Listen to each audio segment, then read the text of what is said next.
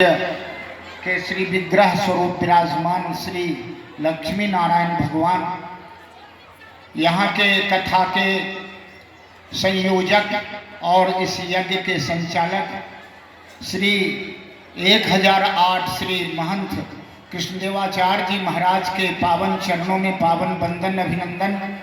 समस्त वृंदावन, अयोध्या, बनारस, काशी, सब क्षेत्रों से, तीर्थ क्षेत्रों से पधारे संत वृंद, भगवत वृंद के पावन चरणों में पावन वंदन अभिनंदन। इस कथा मंच के ऊपर विराजमान हमारे उपेंद्र बाबू रामायणी जी तथा हमारे मंचाध्यक्ष भगवान, हमारे सुदूर क्षेत्रों से पधारे साधक वृंद, सज्जन वृंद, हमारी दयामयी, कृपामयी, ममतामयी माताएं एवं हमारी सुलभा गार्गी स्वरूपा बहनें, समस्त भगवत कृपा जब प्राप्त होती है तो यज्ञ का अवसर प्राप्त होता है और यज्ञ के अवसर में सत्संग का अवसर प्राप्त होता है। कहा बिनु सत्संग विवेक न होई, राम कृपा बिनु सुलभ न सोई। कहा सत्संग के बिना विवेक नहीं होता। चाहे आप संसार में कितने ज्ञानी हो जाएं, आप एक बात बता दें, गूगल महाराज से पूछिए, संसार का सारा ज्ञान बता देगा। परंतु गूगल महाराज से संसार का ज्ञान तो प्राप्त किया जाता है, परंतु संसार में रहने की विधि प्राप्त नहीं की जा सकती। कहा जीवन में अगर हार्ट फेल हो जाए तो चलेगा, लेकिन आर्ट फेल होगा तो नहीं चलेगा। हार्ट फेल होए तो कुछ देर परकसन करने से हो सकता है हृदय गति में गति आ जाए, परंतु आर्ट फेल हो जाए तो जीवन के कोई क्षण भी हम नहीं चल सकते। तो हमारे जीवन को अगर चलाना है तो आर्ट बताएंगे कौन, कहाँ बताएंगे? हमारे संत भगवान। बिना संत भगवान के जीवन में कैसे चले, क्या चले, व्यवस्था कैसे हो, या हो नहीं सकता। कहा माताएं, 4 प्रकार की सभा होती है। एक सभा होती है जो सुप्रीम सभा कहलाती है, और वहाँ सब कोई बोलता, कोई किसी का नहीं सुनता, उसे लोक सभा कहते हैं।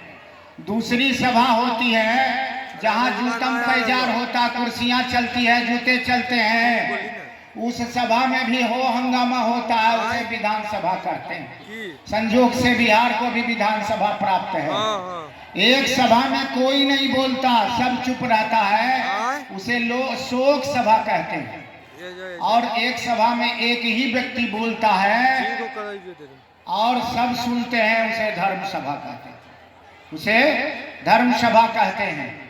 और जो धर्म सभा होती है वह इतना अनुशासित होती है कि कोई भी व्यक्ति बैठकर अपने व्यास के प्रति, अपने व्यास गद्दी के प्रति अनुशासन का भाव रखता है। ज्यादा से जोर से बोलना भी भगवान के लिए अपराध माना जाता है। इसीलिए हमारी ये जितनी माताएं, जितने हमारे ब्रह्म पुरुष हैं, बैठकर बड़ा आनंदित होकर सुनते हैं और कोई प्रकार का हल्ला नहीं करते हैं। अगर आप गलती से हल्ला कर लेते हैं, उसके लिए प्रायश्चित करते हैं। यह सभा बड़ी अनुशासित होती है और इसे धर्म सभा कहते हैं। इसे धर्म सभा कहते हैं। तो आप लोग धर्म सभा में बैठे हैं, भगवान के गुणों का गुणानुवाद आप ऐसा अपना आचरण कीजिए, आप ऐसी व्यवस्था कीजिए ताकि लोगों को पता चले कि यहाँ के लोग बड़े अनुशासित हैं, और उस अनुशासन का उपयोग करके आपका नाम आज भगवान राम और कृष्ण की जीवनी, उसके महिमा का गायन क्यों होता है? क्योंकि वो अपने जीवन में मर्यादा का पालन किए। एक बार माँ यशोदा अपने लल्ला कृष्ण को, बहुत छोटे थे, लेकर गई कहाँ? जमुना किनारे दीपदान करने। और दीपदान करने जब गई तो दीपदान इसलिए किया जाता है ताकि हमसे हमें छुट्टी मिल जाए। जो महिलाएं जमदूतिया को दीपदान की होंगी उनको पता होगा कि वृंदावन में दीपदान किया जाता है। तो माँ यशोदा गई अपने लल्ला को लेकर के दीपदान करने, और दीपदान करने के क्रम में उन्होंने लल्ला को किनारे बिठाया अपने सखियों के साथ गंगा में यमुना में प्रवेश किया और यमुना में दीपदान करने लगी। इतने में सखियों ने चिल्लाया, कहा यशोदा तेरा लल्ला तो पानी में उतर आया है। उनको बड़ा भय हुआ, लल्ला छोटा सा, पानी ज्यादा, यमुना में कहीं डूब न जाए। दौड़ी दौड़ी आई और लल्ला को क्या देखती हैं कि लल्ला दीपों में पानी को अपनी ओर खींच रहे हैं।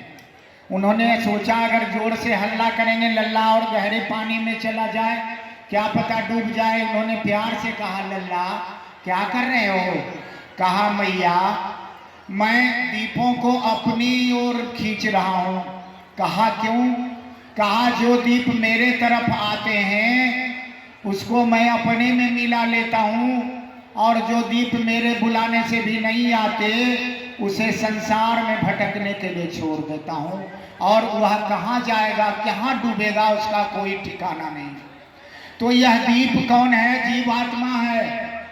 और जो जीवात्मा भगवान के कथा में भगवान के बुलाने से चला आता है तो उसको तो परमात्मा अपने में समा लेते हैं, परंतु जो कथा को छोड़कर माई बहन की अगल बगल के बातों में लग जाता है उसे परमात्मा भटकने के लिए छोड़ देते हैं और वह कहाँ जाएगा इसका कोई ठिकाना। खाई में गिरेगा, पानी में गिरेगा, समुद्र में गिरेगा, कहाँ गिरेगा कोई ठिकाना नहीं है। इसलिए मैया आपसे निवेदन है कि बैठ जाएं और उसी दीप के तरह परमात्मा के प्रेम में जो कथाएं हैं उनके साथ सुनकर आपका मन परमात्मा में रम जाए, आपका मन कृष्ण में चला जाए, इसका उपाय कीजिए। दूसरी घटना हुई, भगवान कृष्ण एक राम के साथ कहा कि संसार में दीप जलाना जो है संसार का वासना है, परंतु दीप को परमात्मा की ओर मोड़ देना उपासना है। दीप को परमात्मा की ओर मोड़ देना उपासना है।